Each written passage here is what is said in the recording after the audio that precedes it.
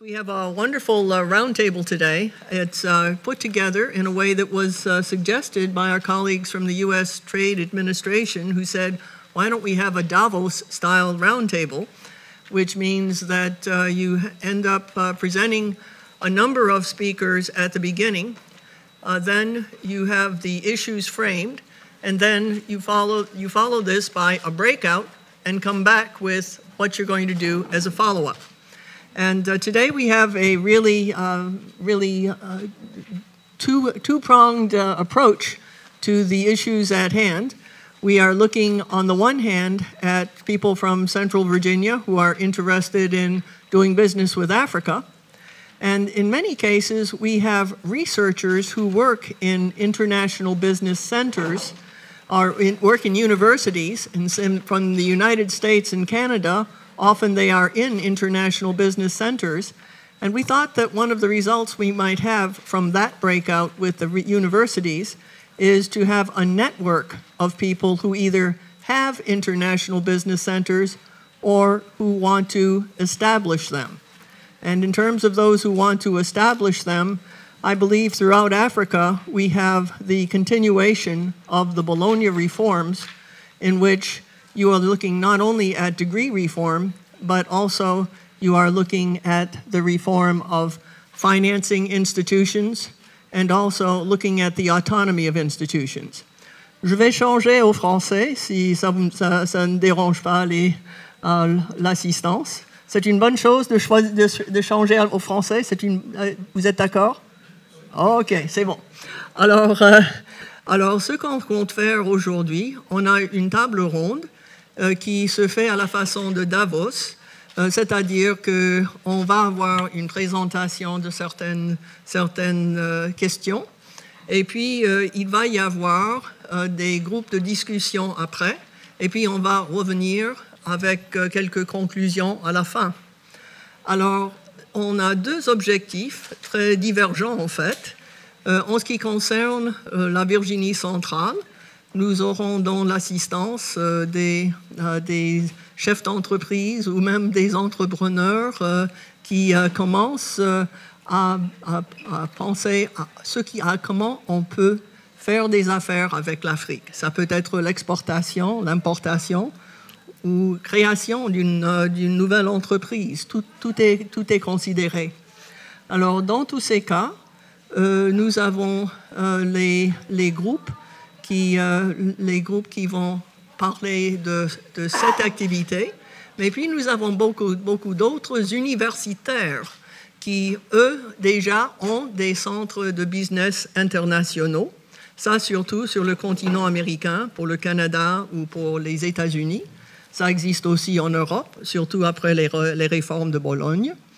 Et puis, pour l'Afrique, on n'a pas encore beaucoup ce concept en marche, mais je pense que pour l'avenir, les réformes de Bologne commencent à se faire en Afrique à la façon de l'Europe. Alors ça, c'était vu d'abord avec la réforme des diplômes, un bachelor, master, doctorat, mais c'était surtout, et je pense que ça peut devenir plus important, la diversification des finances. Et pour le financement des universités, on commence à parler de plus en plus de partenariats publics-privés. Alors, en France, on a eu toutes sortes de difficultés, surtout après la crise de 2008, parce qu'à ce moment-là, quand on voyait les partenariats avec le secteur privé, on pensait remplacer au lieu de compléter le financement des universités. Et en fait, c'était un moment très difficile pour les universités. En ce qui concerne l'autonomie des universités, je ne peux pas parler pour les pays anglophones, mais pour les pays francophones, à l'imitation de la France, tout est très centralisé. Si vous voulez recruter des professeurs, il faut passer par un ministère où il y a une liste approuvée. Et quand vous voulez créer des partenariats sur le plan international, souvent il faut passer par une voie centrale. Donc, comment est-ce qu'on peut imiter, pourquoi est-ce qu'on peut trouver un autre moyen pour trouver une solution pour non seulement le financement, mais pour l'autonomie des universités, pour arriver au même stade qu'on se trouve aux États-Unis, au Canada et dans certains pays d'Europe, surtout le Royaume-Uni. Donc, c'est avec ça en vue, on pense à la fin à arranger un réseau d'universités qui s'intéressent, elles, à devenir des centres, à établir des centres internationaux pour promouvoir le commerce international, c'est-à-dire former des business plans pour les partenaires du secteur privé, sans ou avec la collaboration du secteur public. Donc, je ne sais pas ce que nous aurons comme discussion, mais s'il y a un intérêt à le faire, on pense peut-être à la possibilité de faire une demande de subvention à, je ne sais pas, une grande fondation ou autre bailleur de fonds pour pouvoir financer des mises de fonds dans différentes universités pour voir si ça peut se faire.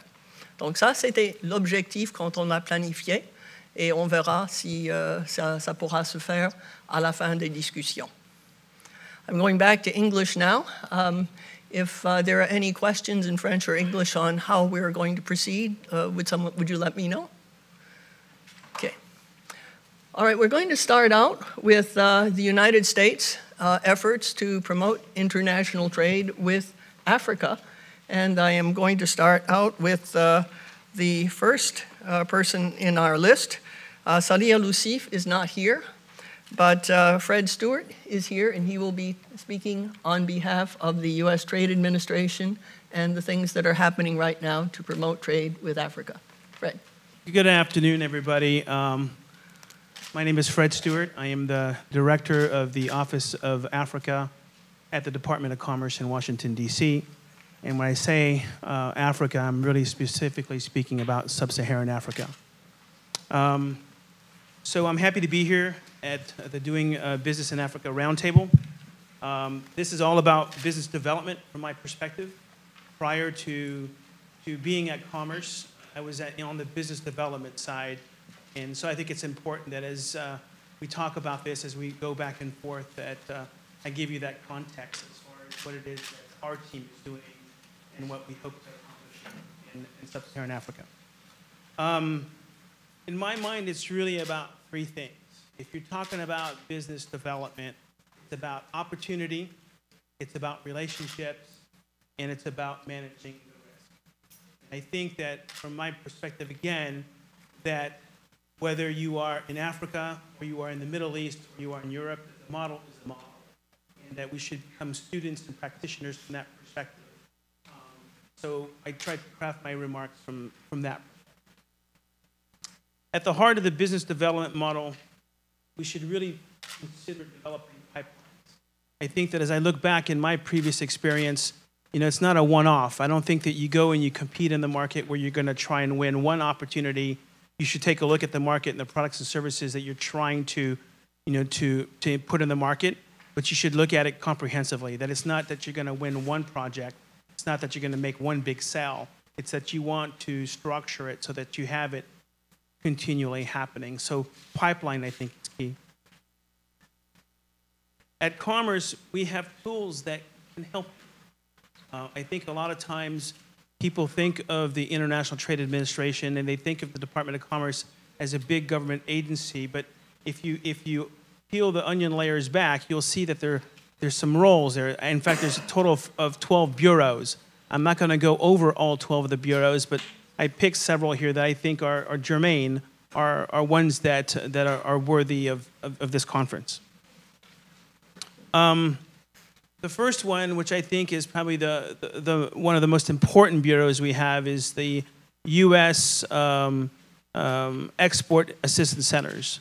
I'm not going to touch on those today that much because we have another person at the table who's our champion here in Virginia. But the export centers are located in all the different states in the United States, in different cities, and we happen to have representation over here in Richmond.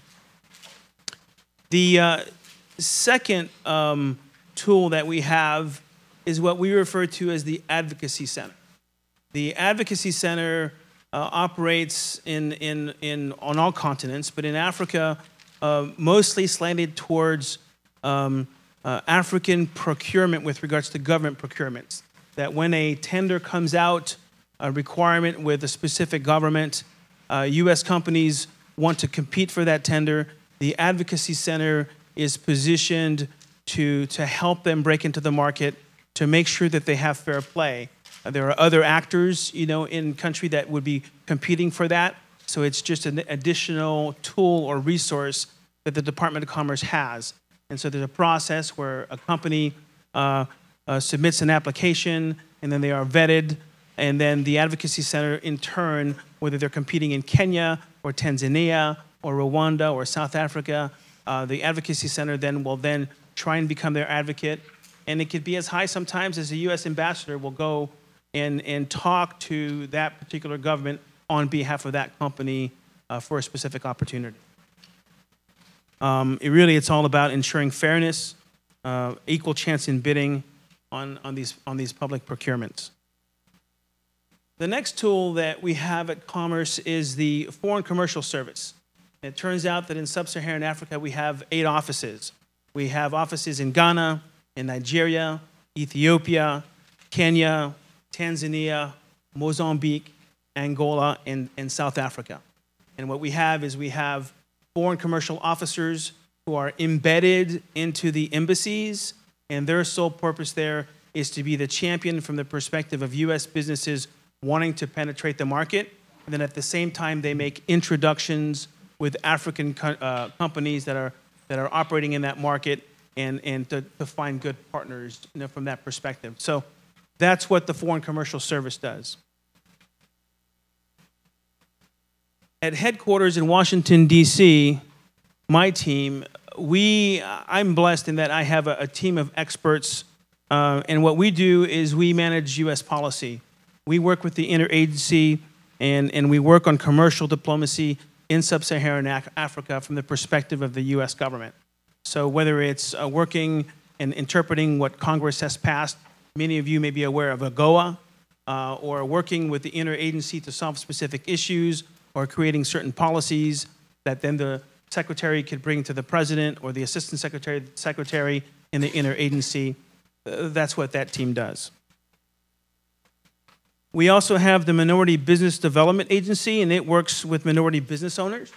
I think that that's one where we have U.S. businesses, again, trying to look at the African markets and penetrating from that perspective.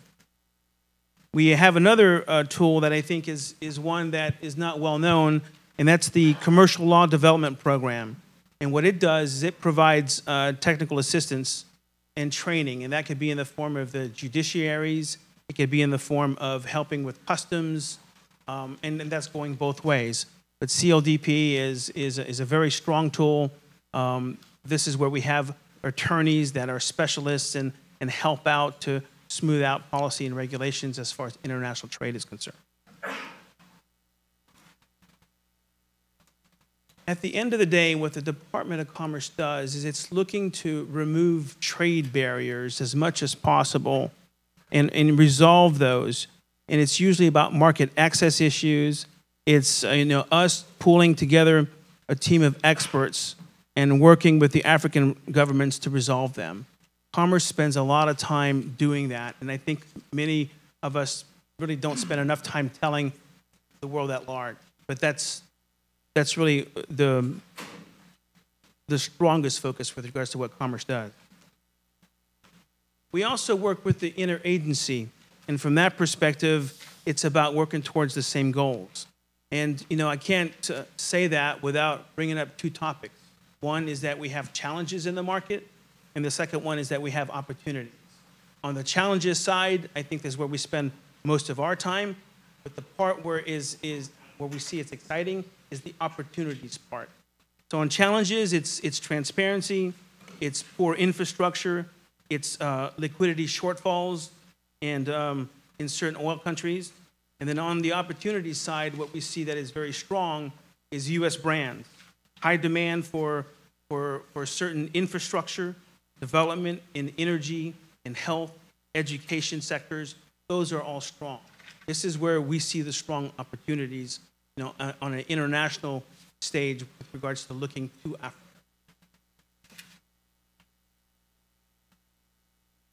Lastly, and I think the reason predominantly why I came to this particular event over here is that the work that all of you do as students is extremely valuable. You can help us to gain a better understanding of what it takes to develop successful business trade between U.S. and Africa. This relationship is very important, but it's hard for us sometimes to get good data. It's hard for us to get good information on what that trade is looking like.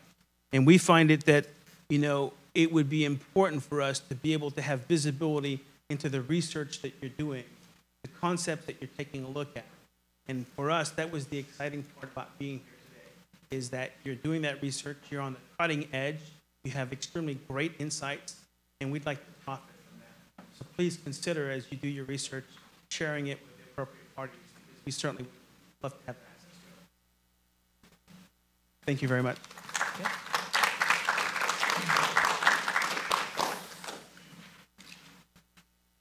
Thank you, Fred.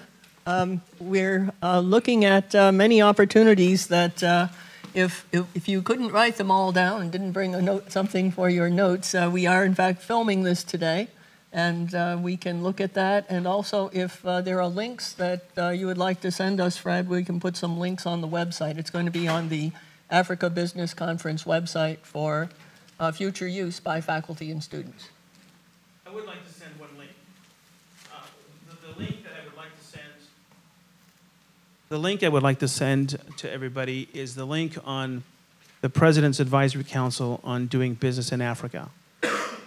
We, under the previous administration, had the PAC-DBIA, and this current administration is supporting it as well.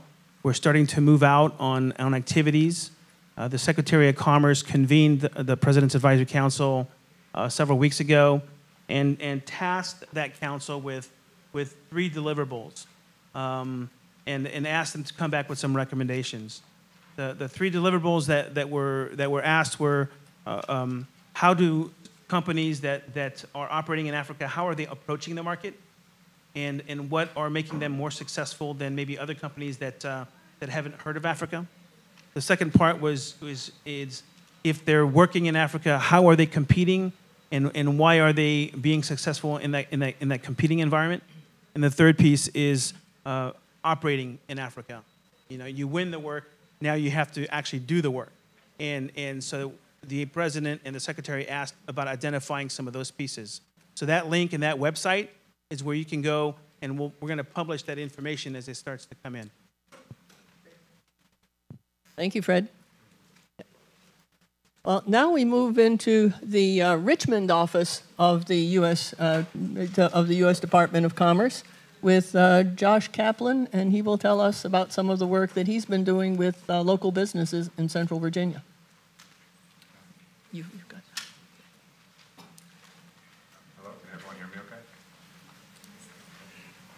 Okay, well, thank you very much for the opportunity. I'd like to thank VCU and to be participating in this conference and on this panel. It's a great honor for me. It's my pleasure to learn more about doing business in Africa and to see how our office in Richmond, Virginia may be of further assistance in supporting U.S. companies who are looking to pursue opportunities in the great continent.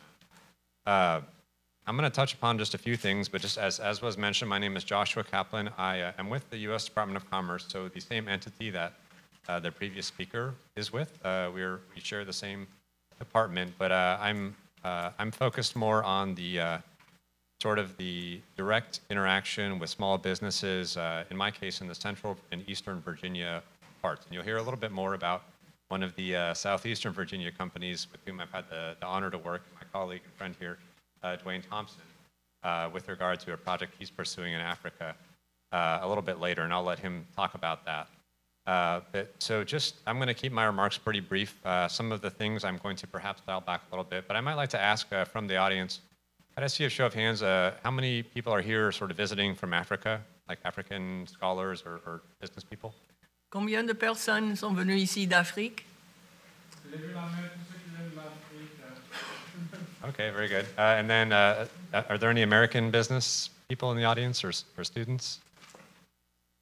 Okay, very good. So it's always good to know. I suppose I've been told it's good to know who your audience is, so I'll try to sort of stage my remarks accordingly. But there will be students and business people who will look at this on the website later, and I'm sure Dr. Wood will be telling his international business students about it. Very good. And so I suppose my perspective here would be from the perspective of an American business, whether you be in Virginia or some other part of the country. How might you go about taking advantage of the resources of the federal government, in this case, the U.S. Department of Commerce, at the local level in your city? So I'm just going to sort of touch upon that a little bit. So my remarks may be a little bit brief just because I'm trimming it down.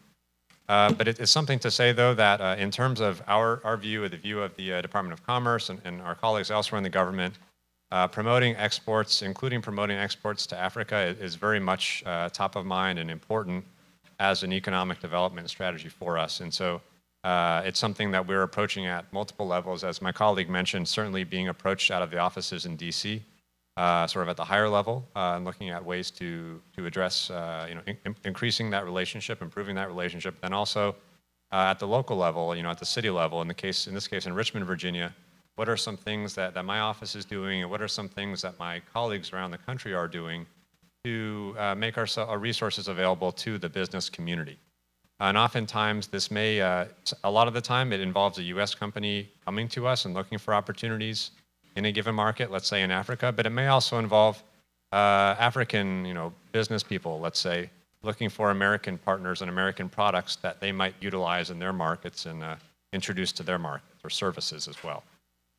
So something to know about the United States is exporting supports quite a few jobs here, and it's something that we're hoping to increase. As of last year, about 11.5 million jobs in the United States were supported by exports. So that's something for us to keep in mind, that it's a very important part of our economy, but something that we definitely see an area where it could grow.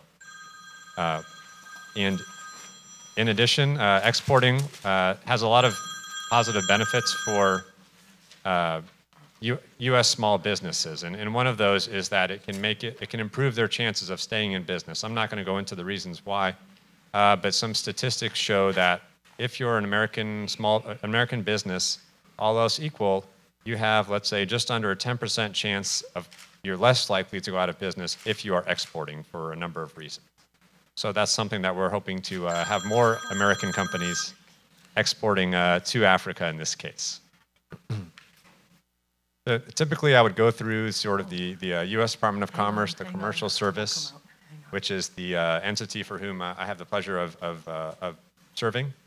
I'm not going to go into that too much other than to say, as was mentioned, and I want to reiterate, as my colleague mentioned, we do have a number of offices in embassies and consulates around the world, including in sub-Saharan Africa. And in addition to the 8 markets that were referenced by my colleague, we also have a presence through a partnership with the State Department in a number of other markets in Africa as well, where there can be some limited support provided to American businesses looking for African partners, as well as to African companies who may come into an embassy or a consulate looking for an American source of supply. So that's something that we want companies and businesses, both in the United States and in Africa, to take advantage of and to utilize. Skipping ahead just a little bit. So some of the services that our offices, such as mine in Richmond, Virginia, provide, they're quite extensive, and oftentimes we pull in expertise and partners from our colleagues around the world, as well as from our colleagues in our headquarters in Washington, D.C., and then colleagues at the state and local level as appropriate. We try to utilize the whole ecosystem, but some of the ways in which we might support an American business that might come into our office and, let's say, look to engage in business with some markets in Africa could include supporting them in their market research efforts, working with them to help identify where the trends and historically and looking forward are going in terms of markets in Africa where they might be a demand for a typical good or service. In addition, for an American company who has a potential relationship in Africa and is looking to get a bit more information, we have a process working through our embassies to more fully explore the history of the given potential partner, in this case in Africa, and encourage a full exchange of information in advance of any relationship as a risk mitigation technique, as was mentioned. That's something that is certainly, we try to keep in mind for any company exporting. There may be some additional amount of risk, but that's something that we hope to address through these types of services. In addition, and perhaps what is most commonly known and referred to through our embassies and consulates around the world, our offices there, we're very much engaged in business matchmaking is the term. And essentially what that means is for an American business selling a given good or service, we're looking to pair them up with, let's say, an African distributor or an African agent who might be their face on the ground in a given market, who might introduce their products to the market. So that's something we do on a daily basis around the world, making good connections for business purposes and helping on both sides, so on the American side and on the side of, let's say, an African distributor, helping them to find the best relationships possible for success in a given market. I'm going to touch a little bit upon some areas with respect to Africa where our agency, the Commercial Service within the Department of Commerce, has had some success in recent years and has had some emphasis. So it was mentioned that we have a number of offices in Sub-Saharan Africa, and I think I'd like to further elaborate that those offices, I believe 4 of them were only opened, let's say within the last 5 years maybe, or 10 years. It's a fairly recent development, and part of that is a demonstration or is a show of the view of the United States government of the importance, the growing importance of those markets from a U.S. economic, commercial standpoint. So that's a demonstration of the fact that we are looking for more opportunities, more ways to pair up U.S. companies and African companies together for their mutual success. One thing to know, so Africa, and specifically Sub-Saharan Africa, was a very large emphasis for our agency. I guess it was now 2 years ago, where we took a delegation of about 100 U.S. businesses as part of a program called Trade Winds. We took them to markets throughout Sub-Saharan Africa for, essentially on one large trade mission with then subsequent smaller trade missions all at the same time. This received quite a bit of attention. There was a very large conference in South Africa. There were over 600 business matchmaking meetings that took place as a result. So these were almost all, not the majority of these businesses, American businesses that were traveling to Africa, were small businesses who had a particular good or service that they were hoping to introduce into that market. And so that was something that saw quite a bit of success, and there are a number of examples of success stories that came out of that particular program. In fact, there are a couple companies out of Baltimore who traveled as part of that delegation. One ended up selling water engineering services to a customer in Ethiopia, and another sold renewable energy services to a customer in Ghana. And those are just a couple of the examples. There are actually quite a few. So there are a number of U.S. small businesses throughout the country who are in fact actively engaged in seeking opportunities in Africa, and we're hoping through events such as this, through these types of dialogues, we can identify and uncover new opportunities for further success. So just to talk a little bit more, step back in terms of how we're set up, let's say that you may have a particular customer. If you're here from Africa, you may have a particular partner you're looking at in a different city in the US. So maybe not in Richmond, Virginia, maybe in Seattle, Washington, or maybe in Chicago, Illinois. There will be offices of professionals such as myself in each of those markets who might be able to put your organization in touch with an American partner who might be able to supply you with a good or service that you might need for your marketplace. So we're set up that way. I believe it's 108 cities. Very much each office is responsible for understanding their local exporting business community, knowing where their strengths are, and when inquiries come in from overseas such as that, we refer to them as, let's say, a trade lead, we want to be reactive and responsive and put them in touch with individuals such as yourselves who may be looking to make those successes in a given market. So that's mostly what I'd like to focus upon, just to sort of to reiterate the fact that there are U.S. small businesses around the country who are actively pursuing relationships in exporting, including in Sub-Saharan Africa, and there are organizations such as ours and my colleagues who are here on this panel who are in place and who have resources to try to make those relationships succeed. And to encourage all of you as you return back to your home countries to feel free to reach out to an embassy or consulate about a given potential business opportunity that you may seek input from the United States. And then that can come back to us and we can all work together. So I think that might be where I'd like to leave it, but I'm looking forward to the discussion in a few minutes. Thank you. Okay. Je veux dire un petit quelque chose en français parce que je pense qu'il y a eu pas mal de questions abordées par ce conférencier qui parle des occasions où on peut aider les entreprises africaines qui veulent s'implanter aux États-Unis, non seulement au sens inverse, mais en fait, si vous vous intéressez à Richmond, vous aimez Richmond, vous voulez encourager les entrepreneurs de votre pays, alors on peut vous aider à prendre toutes les démarches pour pouvoir vous implanter et trouver tous les encouragements, tous les dégrèvements fiscaux, tout le nécessaire pour vous implanter. C'est un bon endroit pour commencer. Donc, vous voulez parler dans les discussions concernant ça. Merci. Alors, so we did we get, I know I had to leave. I'm sorry, there was an urgent, it was what to do with the coffee. And nobody else could answer the question. So, but Dwayne, did you get a chance to speak yet? Okay, so we're going to hear a little bit about how Dwayne worked on doing business with Africa through the help of Joshua Kaplan's office. Through his own good efforts. We had a small part to play, but I'll let him talk about it. Okay, Dwayne. Okay. First of all, I want to thank VCU for even inviting me here. It's a big step, and just that we're having this dialogue now of doing business, of how the U.S. can do business with Africa, is a step in the right direction. So it's an exciting time. So happy to see the dialogue going on. For those who don't know me or haven't heard of me, my name is Dwayne Thompson. I'm the CEO, managing director of a company called Sabrosa Foods. That's Sabrosa, Sabrosa Foods Incorporated. We are based and housed out of Norfolk, Virginia. That's the most people consider it to be Virginia Beach area of the Hampton Roads area. We are now entering our 17th year of business, and the company is doing very well. For our Africa endeavors, we've been working with Africa now for going on 4 years.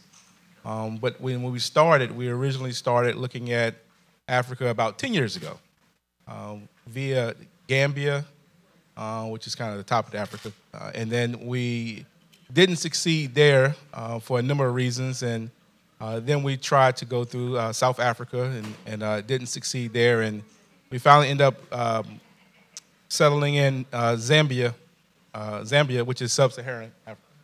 And it's been an interesting road on doing business with the country, and with the country of Zambia and the continent of Africa. It's been a learning curve. Josh has helped us in the area of gathering data, and that's very important because you need to know where you need to start. What products are even interested in areas. And we were a very unique company because our products were originally was salsa products, Salsa in Zambia and in Africa, people don't know what that is. So the first question is, how do we even educate on how to use the product? In Zambia, and I would imagine across most of Africa, one of the biggest staple commodities is maize. So, in Zambia, there's a dish called nshima, and we had to educate on how to use our product with the nshima.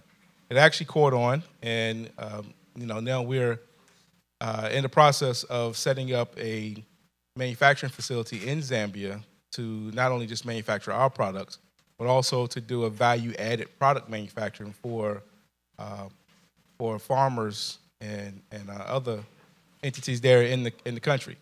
But I have to say, what I learned throughout this process of doing business in Africa is it can't just be a one-sided deal. You can't, Americans can't, or anybody can't just go into Africa and say, you know, what is it, what am I going to get out of it just for me? And I think one of your initiatives, I think it was approach, how to approach the market. And a lot of my cohorts want to approach the market on, you know, how can I exploit the market and get the best out of it without looking at the other side. You have to make sure that both sides are put into a win-win situation. I know when we went into Zambia, I originally approached the market of how can we get our products into this market without considering the economy. You know, how can our products provide jobs? How can we show the farmers how to add value to their products? But once we decided to go into the country, meet face-to-face, and start a dialogue and understand how we could not only produce but also kind of help the economy, help people, and not only be about the work but do the work as well. I guess is a good way to put it. And it seems once we took that approach, that's when things started taking off. So, and this past, I want to say, we got back June. This past June, we signed a memorandum of understanding, MOU, I think is the term. And we're going to be working with local distributors there, local farmers. We met with the vice president of Zambia. She has a very interesting outlook on women-owned business. And again, you know, we wouldn't have known that unless there's face-to-face working with people face-to-face and understanding what they're looking to get out of it as well. So we were pretty successful in doing a deal. The relationship is pretty solid, and we're traveling back and forth to Zambia now probably every 6 months. The business, we expect in the first quarter of 2018 to have the operation up and running. So I'm here. I guess the reason I'm here is those folks, even if you have any questions for the folks that's looking to do business, I would love to talk to you and be a good reference point on, you know, no matter where in Africa you're going to do business. It's a large continent, and sometimes when I'm having conversations like this, I think people forget how big the continent of Africa is. And but you know, I would, and diverse. That's right. But I would love to talk to you. But I think that the part that gets missed a lot is the fact that there needs to be first a conversation. It's just not an email or a phone call. It's just not going to do it. You know, you're going to have to go. You're going to have to meet with the people. You're going to have to look at the market, see, you know, how what you're looking to do is impacting the economy, and you know, how people are being impacted. You know, that's the part that we, especially in the U.S., forget a lot of times. And over the past 4 years since we've been in Zambia, that has just been a main focus on doing business there. So I look forward to having conversations, asking any questions in this panel. So again, thank you for allowing me to be here. Thank you, Dwayne. I'm just going to say a couple words in French for those who may not have understood all of this. Monsieur Thompson vient de passer 4 ans pour mettre en œuvre son projet. Et il a parlé de l'importance de connaître son public, en fait, de connaître le pays et de penser à une opération gagnante-gagnante. Parce qu'il faut vraiment penser non seulement à faire de l'argent, mais il faut penser aussi à la prospérité économique du pays et à la cohésion sociale qu'on peut encourager en s'implantant ou en exportant dans un pays. Donc, on va en entendre beaucoup plus pendant la discussion, j'en suis sûr.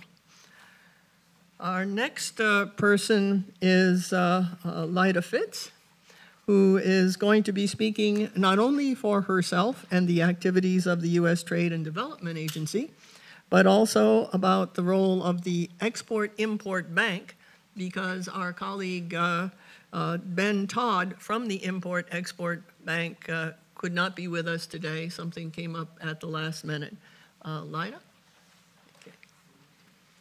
I'm going to go ahead and... Thank you. Thank you so much for inviting me here to speak today. Patricia and Ben Wood, it's been great to see this conference come together with so many interesting speakers over the next couple of days.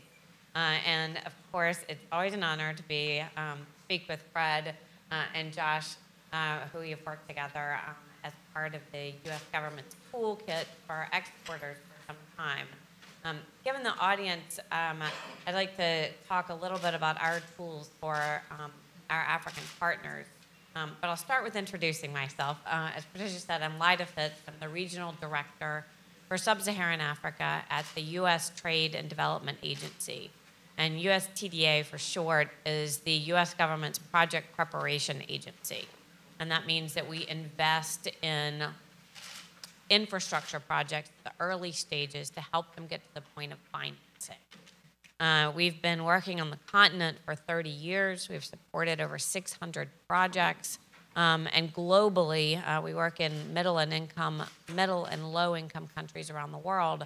So globally, we have spent about $1 billion in the support of developing infrastructure. I should note that our mandate, our mission, is one of mutual benefit.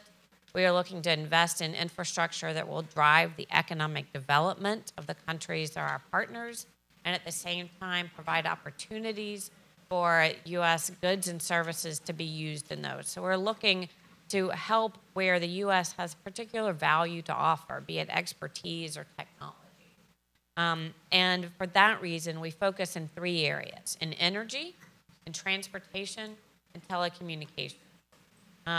Those are all areas where the U.S. has a lot of experience to share, but perhaps even more importantly, those are key areas to build infrastructure to make African economies around the world, more competitive.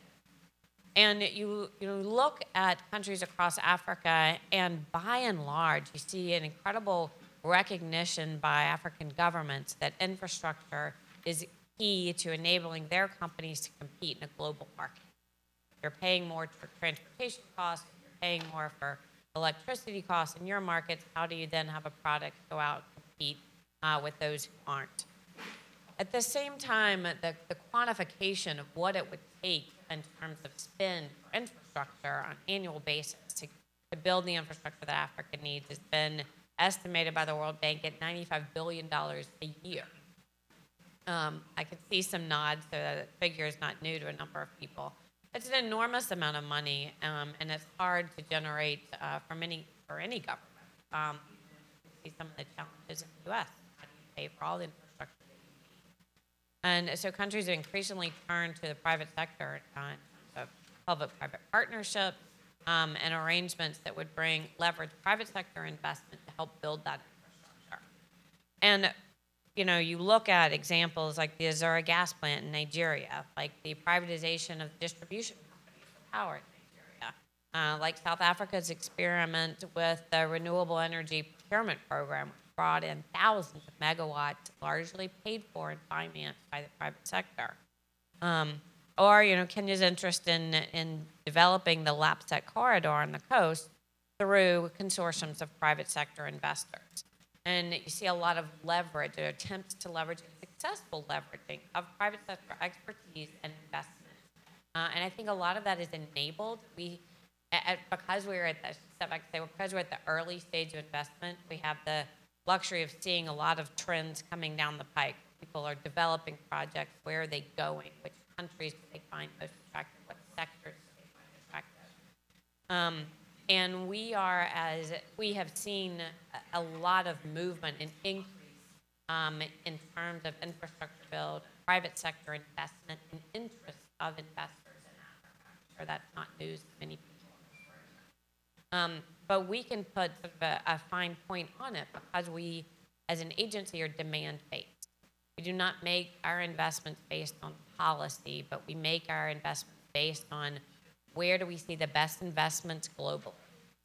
And so I can tell you that over the last 4 years, Africa has gone from being one of our smaller investments globally to being by far our largest portfolio. That's based on demand from investors, from African project developers who are able to find investment because there are opportunities to build infrastructure where people are really looking to use the incredible growth of Africa and find both a profit for themselves and investors willing to make a bet that will continue. And U.S. companies also are looking at that growth and realizing that there are opportunities there. So we've seen, particularly in power, a lot of increase in demand, but also in transportation and telecommunications. And as Fred did in talking about the tools, I'll talk a little bit about how we've seen that demand and how we're reacting to it with what tools USPDA has. So the first thing that we do, and often a very close collaboration with both my partners here from USG, are reverse trade missions. So when countries are considering big infrastructure investments, often a lot of decisions that are both business, technical, and how do you procure out, will bring in stakeholders from those markets to the U.S. to see, okay, if you're looking at a massive gas build-out, how did the U.S. do it in Houston? What were the pluses and minuses? What did we learn from that, and what technologies do we have that helped enable that? So, in fact, we recently had a large group from Nigeria come over to look at Louisiana and Houston because they are interested in reducing their gas flaring, being able to capture that using the market. And it was interesting to hear their conversations and see, how they infrared technologies and somewhat policing people who are flaring gas, help them to think about what could be done economically in Nigeria. We often look for what comes out of those. What we can help with is our meat and potatoes of what our agency does, grants for feasibility studies. And those go to African partners, to African project developers, to African governments for developing infrastructure, be it a rail line from Bamako to Ouagadougou, be it a development of an airport or a new gas plant. We come in and provide the analysis that can help bring that project to the point that banks put money into it. So we work directly with African banks, with Development Bank of South Africa, with IDC, with African Finance Corporation, certain commercial banks, though on a less formal basis, across Africa, and of course with OPIC and EXIM here in the U.S. who provide both development finance from OPIC and export credit from EXIM. And do you want to say what OPIC and EXIM are? I mean, I know, but if you're a French speaker, you might not. Sure. EXIM provides export credit. So it helps to finance at very attractive rates and terms the export of U.S. goods and services. So if a project has a percentage of U.S. content in it, they can come to the table and provide very, very competitive financing. And OPIC, the Overseas Private Investment Corporation, provides development finance, and they can help provide a very long tenor and very low rate financing for projects that have a certain amount of U.S. investment. They're very flexible at how they calculate what that investment is in terms of participation, and they have put a real focus on growing their portfolio in Africa over the last few years as well, and have been part of. They were part of the Azura plant in Nigeria. They were part of the Kenya wind farm. So those tools are on the financing side of the U.S. And one of the reasons I think that we have so many requests for feasibility studies in Africa is because the recent study that said the cost of financing in Africa is the highest in the world, both because of real risk but also perceived risk. And hopefully that will come down. But in those initial stages of project development, bringing down that cost, bringing down the risk involved can be very much aided by U.S. government procured analysis of the economic return, environmental, social impact, and all of the things that they are looked at. So we find that is helpful, particularly in a stage when it can be hard to find investment. Fred mentioned advocacy center, and that's something that a pool of commerces that we partner with, and often when companies are in U.S. companies are facing extreme competition to help support their bids through provision of training. We supported a U.S. company who's now part of the Dangote refinery in Nigeria, and as a result of that are training 400 Nigerian engineers to be able to work and build out that refinery. And then finally, and I think this may be of more interest to those looking at infrastructure from an African perspective, one of the things that we've developed in the last few years is based on the difficulty that countries face, and this is globally, here are more demand in Africa, in procuring based on life cycle costs. That it is a much simpler way to procure large goods and services based completely on low cost. Very transparent, and it's easy to demonstrate that the entire process is run in a very open and fair way. But the result of that often isn't the best solution for African governments. And I know that one of our first partners under this program, which is called the Global Procurement Initiative, was Botswana. And Botswana had experienced a power plant that turned out not to work as they hoped. Nothing's more expensive than having to build something twice. And our partnership also includes the bank and senior academics in procurement in the U.S. Helps work with their government officials to design future procurements that are based on the full cost of ownership and still done in a way that they can feel assured that across their government that their procurements are fair and we recently had a similar request from Ethiopia. They will, how can we make sure that we're not buying the lowest quality but the cheapest? We want to make sure that we're evaluating the total cost of ownership. And I think that that has become a sort of increasing realization that how much something costs, not just initially, but over the whole life of the project is an important thing to be able to consider at the get-go. So that is a partnership we anticipate rolling out with other countries around the world, and anticipate some of them will be. And I should mention that we, as I said, we're demand-based, so USTDA is always open to new projects.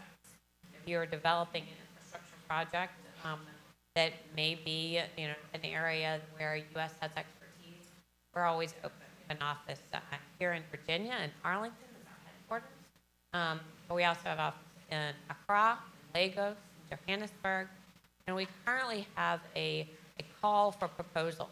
So an open window to consider new ideas that closes October 20th. So if you have a concept that you're interested in grant funding for, we'd be happy to discuss or receive your concepts through that. Just because I saw a few people note down the name, I'll also tell you the email address it goes to, which is PowerAfrica. Okay, and you can send us something to put links on the website as well. Okay. Je vais dire quelques petits mots en français aussi. En fait, ici, vous avez la possibilité, avec une aide américaine pour le développement de l'infrastructure, et il y a plusieurs éléments dont elle a parlé, c'est-à-dire, par exemple, si on veut visiter des villes américaines où on fait quelque chose de comparable, il y aura la possibilité de voir les choses comme ça, comme elles se font ici. Puis, on peut repenser au plan de développement de l'infrastructure en Afrique. Généralement, c'est en partenariat et c'est surtout pour les études de faisabilité, c'est-à-dire pour voir si ça peut se faire avec le financement qu'on aura en place. Et on peut en fait compléter certains éléments de financement, surtout en ce qui concerne la faisabilité. Donc, je pense que la prochaine compétition, c'est pour le... What was the date? Le 20 octobre de cette année. Donc, il y a même maintenant la possibilité de demander des fonds pour une telle étude. Donc, si on a des questions pendant la discussion après, on peut en parler, mais c'est pour diverses raisons. Elle a mentionné spécifiquement l'énergie, la technologie Et je pense que c'était la communication. C'est ça. Bon, we're going to go on with our next speaker. Our next speaker comes from a more local level. Grace Festa is with the Greater Richmond Partnership. That's the city of Richmond and the surrounding area. And she will also be speaking for a colleague who was not able to come today, Betty Ann Teeter, who works with the Richmond Economic Development Office. Grace.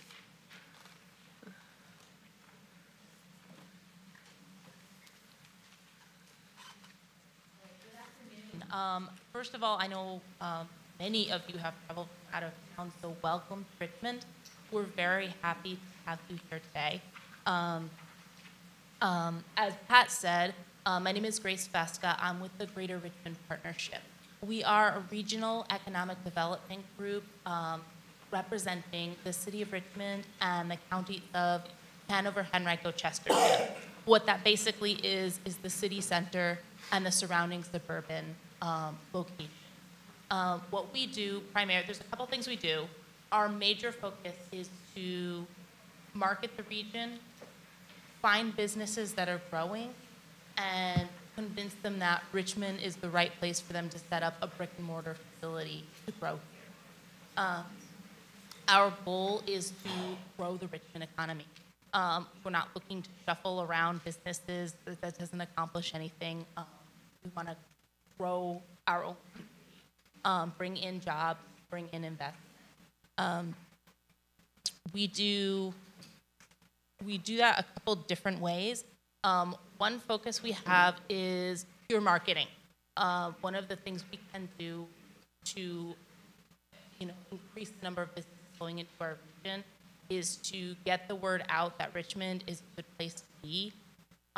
Richmond has a lot of business advantages, and there's support here to help companies open business.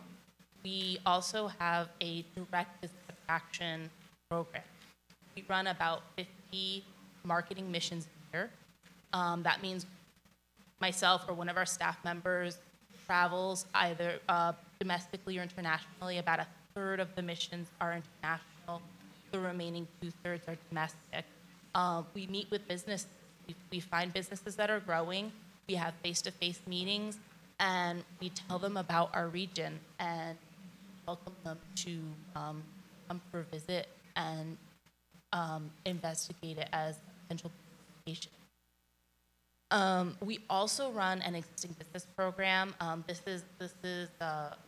takes up less of our focus than the attraction model, but we manage the business program for the region. Most of that work is done by our local economic development team. So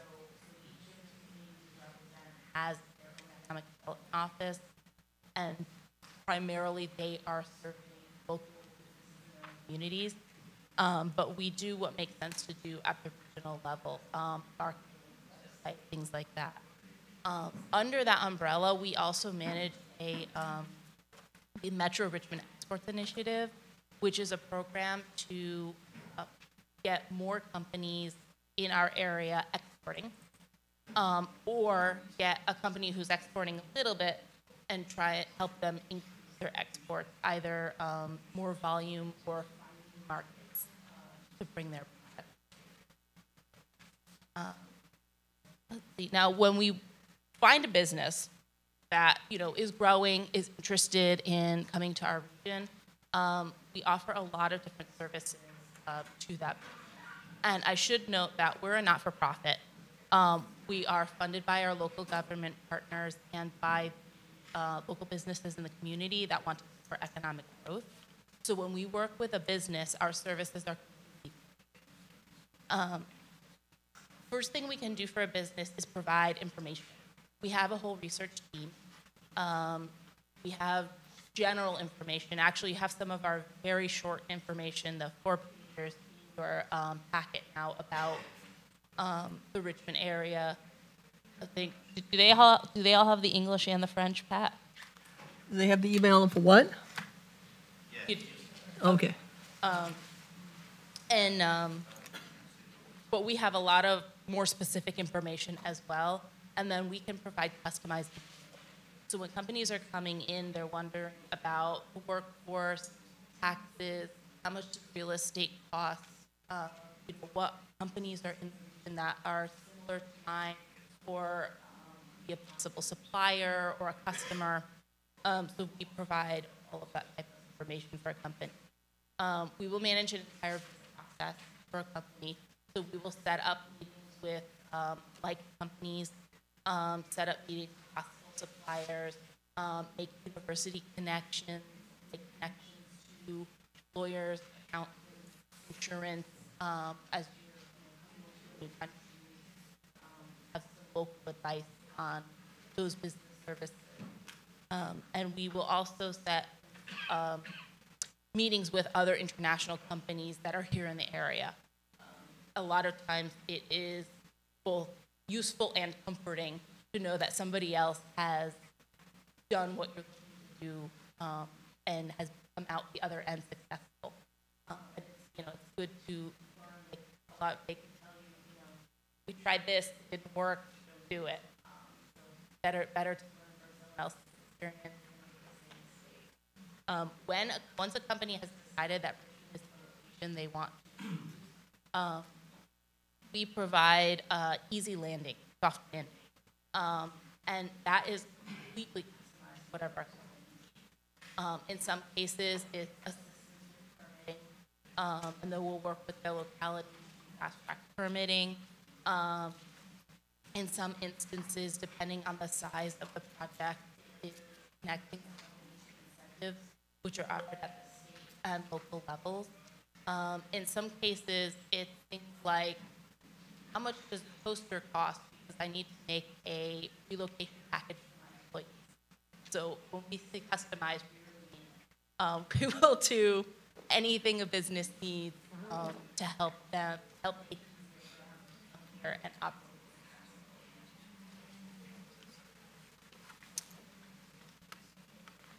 And at the end, once the business is here, they flow into the. So I want to keep it brief. That's a nice story, but we have no. But if any of you are interested in, establishing business entity, Richmond is a location that can make a lot of sense for national, medium-sized city, not overwhelming size, cost.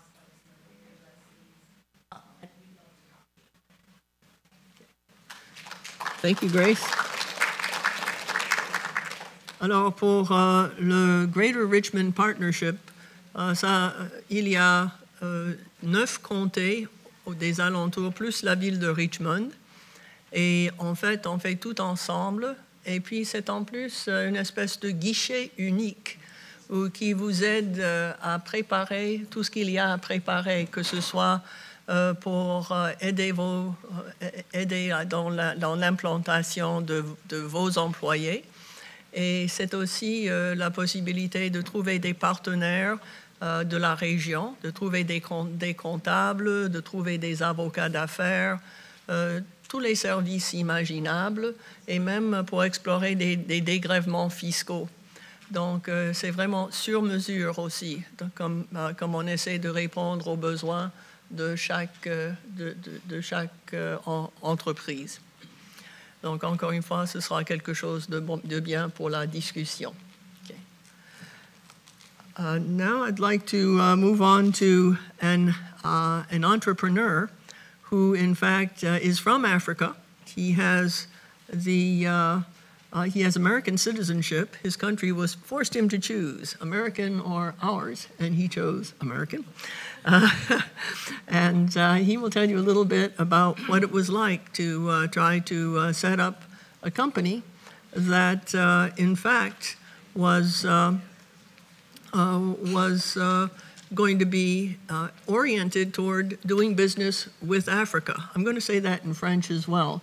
Nous allons maintenant entendre la perspective d'un Africain, en fait c'est un Ivoirien, qui lui est venu aux États-Unis et il a décidé qu'il voulait importer toutes sortes de produits africains, pas forcément ivoiriens, surtout dans le secteur de l'agribusiness. Donc, et il va vous parler des expériences personnelles et des démarches qu'il a dû prendre pour lancer son affaire. Brahima Kone. Brahima Kone. Yeah, good evening, everybody. My name is Brahima Kone, and I'm in the wear spa. I'm a French instructor, and a French instructor talking about business and entrepreneurship is not easy. Well, when I first got here, I think so 1995 in New York, and first the whole thing is different. Everything is big, the food is different, cars different, the environment is different. But what is different is culture. You miss something. And it wasn't really easy to adjust to the taste, the smell that we have back home. And throughout the journey, a friend of mine, we clicked after probably 10 to 15 years that we haven't seen each other. And we had a dream to do something. Not only to get by, to build something, to give to give into the American dream, but also to do something that fits a vision. Then we decided to create a distribution company. It was a dream, like any dream. It was wild. We didn't even know how to do it. He had a business background. I didn't. As a matter of fact, I was taking some business courses at Monroe College, business management. But we persisted. And our dream was to import African product and distribute them in the U.S. Living in 146th Street between 7th and 8th, getting African food was not the easiest thing to do. So, well, the Chinese food was good, but we were missing out a lot. So our goal at that time was just to put together a structure that will allow us to get the food from back home, and not only for ourselves, but also distribute them to the African community here in the U.S. So the reality the reality between the dream and what's actually on the ground, it's completely different. So we went through a phase of, study, how the market in U.S. works, how the product comes to the U.S., and how can we get something from Africa so far here to the U.S. In a legal way, and distribute it at a big scale. So long story short, we put together a company that we named Faso Foods. Faso, it's Madingo, Faso, hometown food that we put together. So our main goal was to get food all around Africa and bring them to the U.S. I think the reality taught us that, you can't, even if you're dreaming, you have to be realistic in your dream. So my brother was just telling earlier that Africa is a huge continent. It's not a country. So what is good for Ivory Coast might not even be good for Ghana, let alone for Zambia or for South Africa. So we have to scale down a little bit and focus on West Africa. Mainly on the Ivory Coast. Even then, we still have difficulties. Why? Because Ivory Coast being a Francophone country, taking an item from the Ivory Coast to the U.S., you have to go through a lot. So we persisted. And I was lucky through this program. I think I gave a copy to almost everybody. It's a program that's at the U.S. Department, State Department, It's called U.S. Guest Speaker Program. What it is, it allowed U.S. citizen, naturalized U.S. citizen, to go back, the entrepreneur, okay, to go back to the hometown and share with the local audience, young entrepreneur, their experience.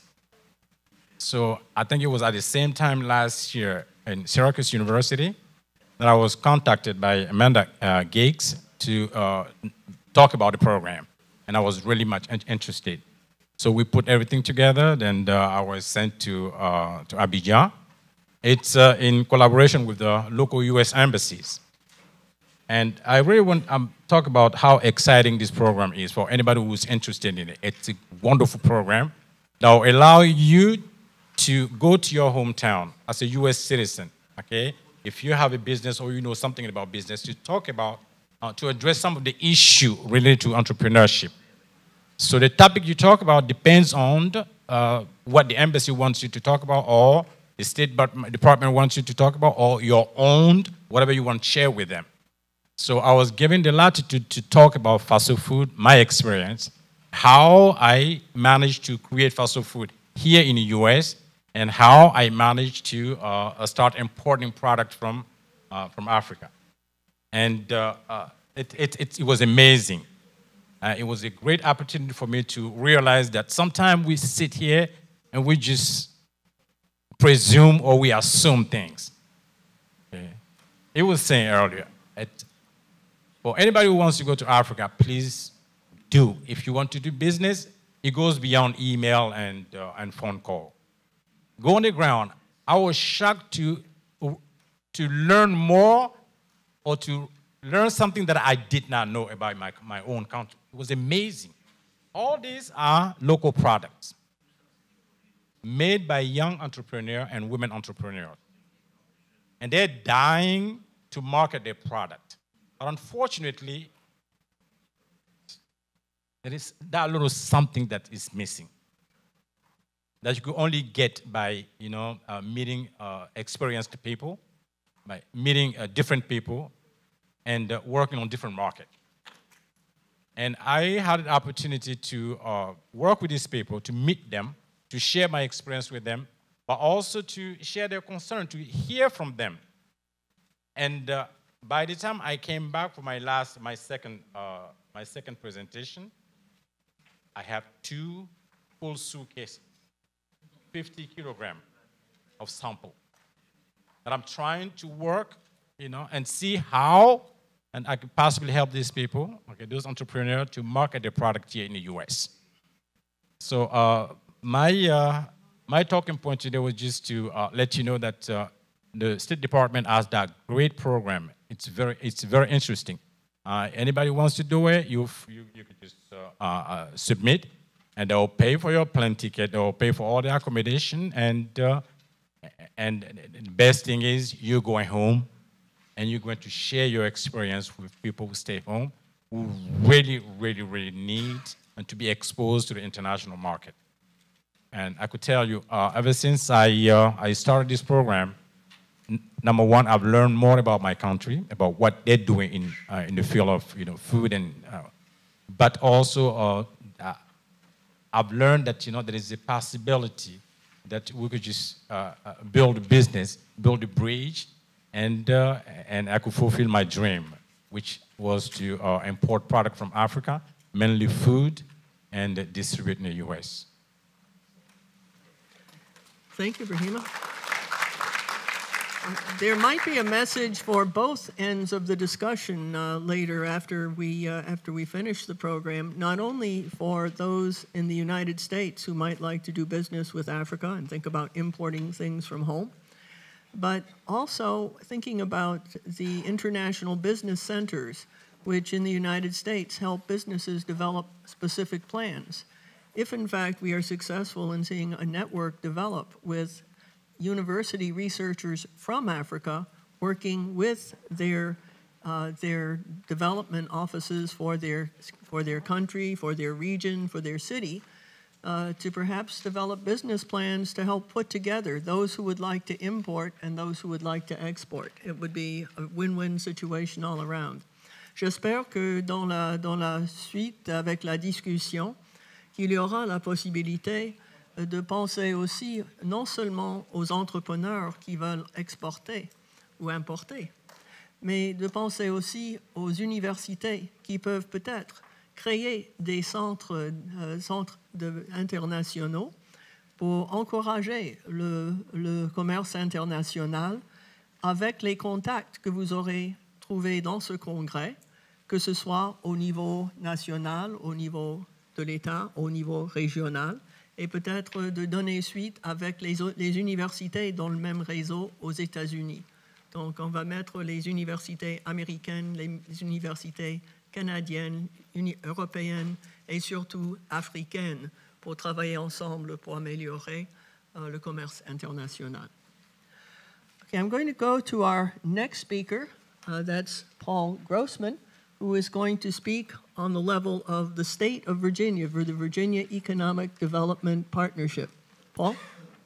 Well, good afternoon, and I want to accomplish three things with my comments. First is to welcome you to Virginia, tell you a little bit about the state that you're visiting.